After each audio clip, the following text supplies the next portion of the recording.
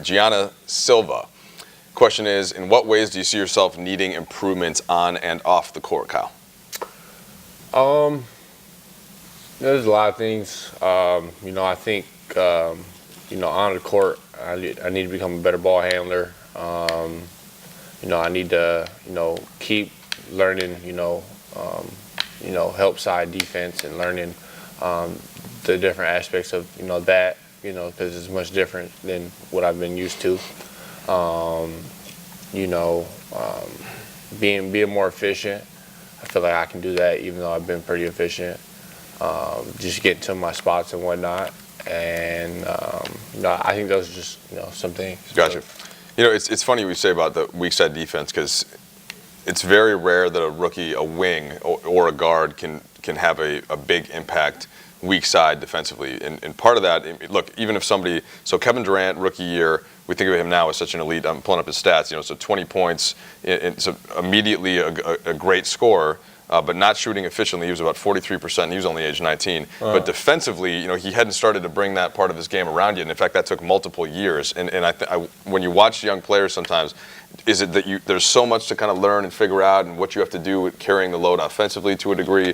Does that defensive part just take some more time on the court to not necessarily just figure out, but just to know how and when to do it? Like how would you describe that? Yes and no. I feel like. To be a great player, you have to do both. And, for me, I want to eventually be a great player, and I want to be a good defender in this league. So I feel like, just certain steps along the way. You're not going to be great at everything at once. And, that's every player. Yeah. Kawhi Leonard couldn't shoot at all, and now he's one of the best shooters in the league.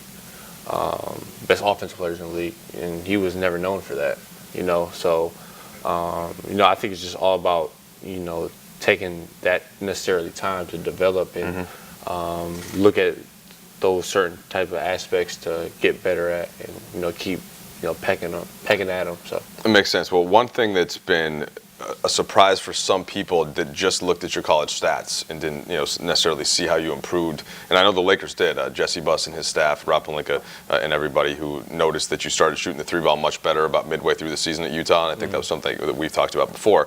But still, the fact that you're shooting the percentage you're shooting now shows something, and whether that's not necessarily a tweak, but all of the work that you put in the off season. When did it start to get comfortable for you? Was it later on at Utah? Was it over the summer? Is it just built naturally? Because obviously right now, you look pretty confident shooting from all over the floor from three. I've always been able to shoot, honestly. In high school, that's all I really did was shoot threes. I didn't really do much else until I went to college, and I learned that there was more to the game. Playing like Nick Young in high school? That was your... That's it. Okay. That's it. Okay. Just threes. Just getting buckets? Three-point line. That's it. But no, I went to college, and that didn't go too well. So I had to do other things to learn how to different aspects, and I had to do them. And I feel like in college earlier, I kind of lost my confidence shooting because it's a different level or whatnot. It could be whatever. Just lost my confidence shooting, and then the second half of my junior year, it kind of really clicked for me to. Just the shooting, I always worked at it. I always knew I could shoot, but it's all mental. And I feel like there's a point in time in the first half of my junior season, I probably shot like 20 to 25%. And I'm thinking like, okay, if I want to go to the league, then I gotta just shoot it. So I had a effort mentality, in my head to be like, okay, well, this is not gonna go up unless. I just had this mentality, and I could just keep shooting it or whatnot, So from there, I think that second half, I shot like 40-something% from three. Yeah. And that really, gave me confidence to, if I can do this, and, I can, continue to keep doing it if I just think this way, and it helps. So. Look, and this proves kind of the value of scouting when you're when these teams are really watching players on a day-to-day basis, that's the kind of thing you wouldn't know if you just kind of parachuted in once in a while and you looked and you're shooting 32% or whatever, and it's like, oh, he wasn't shooting the ball well. Right. So it's something that has certainly paid off for the Lakers. Okay, here's a question, Kuz. How is playing in the NBA different from playing in college? Everybody always says pace of play, not to step on the question, but is there something aside from that you feel like is the main thing you've noticed?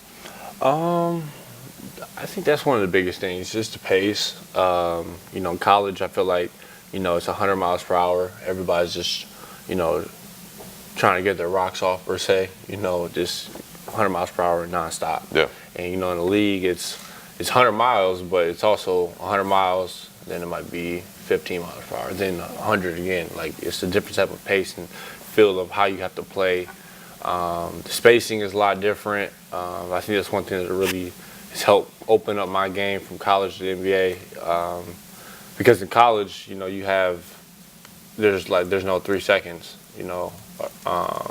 so you maybe can stand in the paint and have 3 different guys there looking at you while you're trying to make a move, and it's crowded. Right. So, for the NBA, you can't do that. So, there's more isolation opportunities, more seams to get into.